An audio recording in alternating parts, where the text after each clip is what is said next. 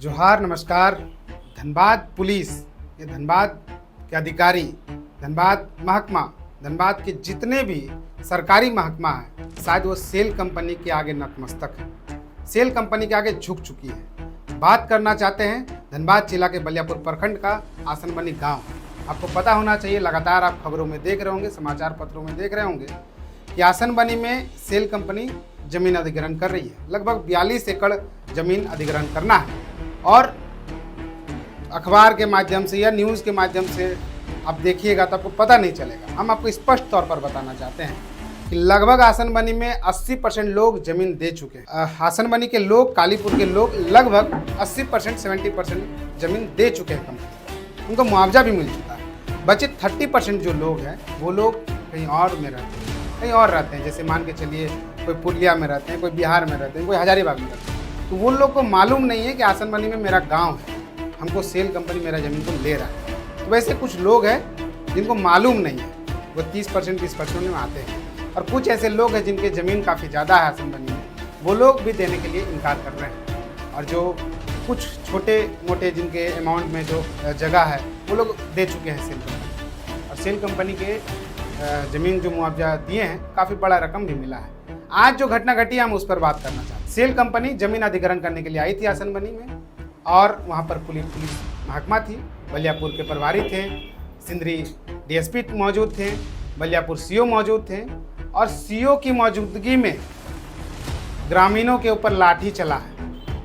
और लाठी चलाने वाले पुलिस महकमा की टीम नहीं, वो सेल के गुंडे थे, सेल के पाले हुए गुंडे थे। जी बिल्कुल, कुछ लोग तो हमको फ़ोन करके बता रहे हैं कि वो सेल के गुंडे भी थे और सेल के ठेकेदार भी थे, सेल कंपनी के पेटी ठेकेदार। और वो उन लोगों ने ग्रामीणों के ऊपर लाठी चलाया। आप जमीन लीजिए नहीं लीजिए, जमीन दीजिए नहीं दीजिए, वो मसला अलग है।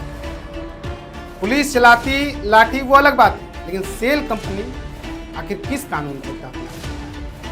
सीओ प्रभारी, सीओ सर, बलियापुर के सीओ अपने सोशल मीडिया हैंडल में, अपने व्हाट्सएप ग्रुप में लिखते हैं कि कानून के तहत जमीन अधिग्रहण किया जा रहा है, या सेल कंपनी को कानून में छूट दिया गया है। सेल कर्मी को, सेल जो कर्मी है उनको छूट नहीं ना दिया गया है कानून में कि आप ग्रामीणों के ऊपर लाठी चलाएं। आप विजुअल में देख सकते होंगे बगल में, वहाँ पर बड़े बड़े दाढ़ी, जिनका बड़े बड़े दाढ़ी हैं, वो ग्रामीणों के ऊपर लाठी चला रहे हैं। वो एकदम पुलिस नहीं दिख रहे हैं, पुलिस तो एकदम नहीं है और ना ही कोई अधिकारी है।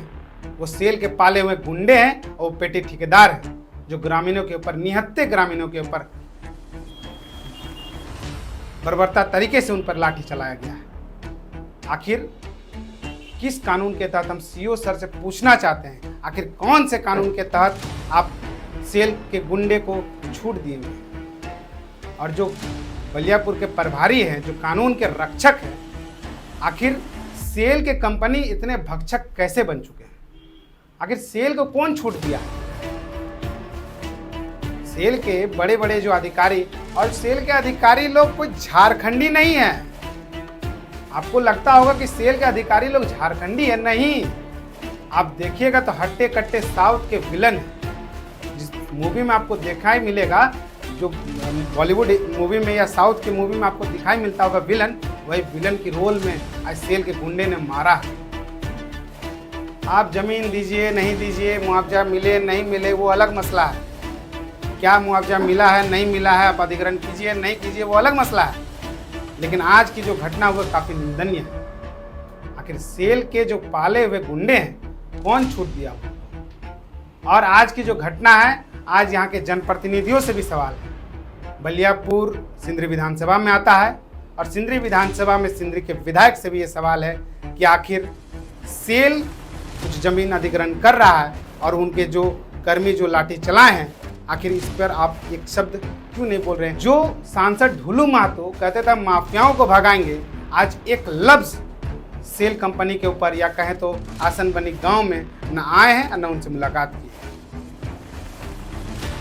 सिर्फ सांसद और विधायक से नहीं, यहाँ के विपक्ष से भी कोई नेता है जो बढ़ चढ़कर हिस्सा ले रहे हैं। जेल कैंप के नेत्री उषा महतो लगातार वहाँ पर मसाल जुलूस निकाल रहे हैं। आखिर आज क्या हुआ कि वहाँ मसाल जुलूस नहीं निकल रहा है? उषा देवी से भी सवाल है और श्रीमान आशीष महतो से भी ये सवाल है कि आप लोग दोनों पति पत्नी आप लोग आसन बनी में मशाल जुलूस निकाल रहे थे।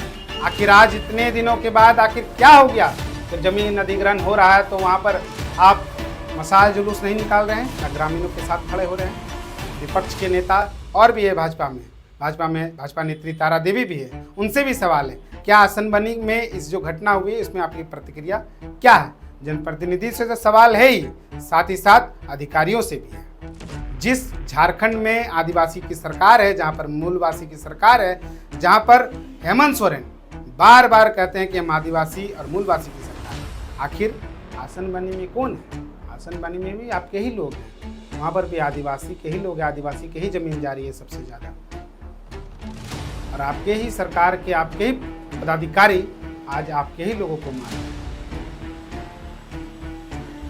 तो बलियापुर के प्रभारी, बलियापुर के सीओ जो सरकार के प्रतिनिधित्व में सीओ बनकर, मजिस्ट्रेट बनकर सीओ आए थे, उनसे सवाल है सेल पक्ष में इस तरह से सेल को आगे कर और ग्रामीणों को मरवाइए मत।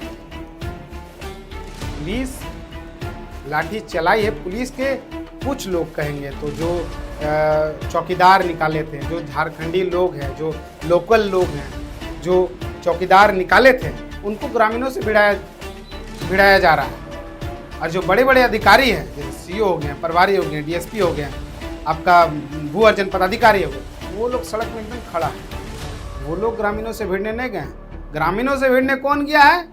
तो जो गांव के ही लोग हैं, जो गांव के ही बच्चे हैं, जो चपरासी निकाले हैं, जो होमगार्ड निकाले हैं, उनसे ग्रामीणों को लड़ाया जा रहा है। तो सवाल बस ये है कि सेल को इतना छूट क्यों?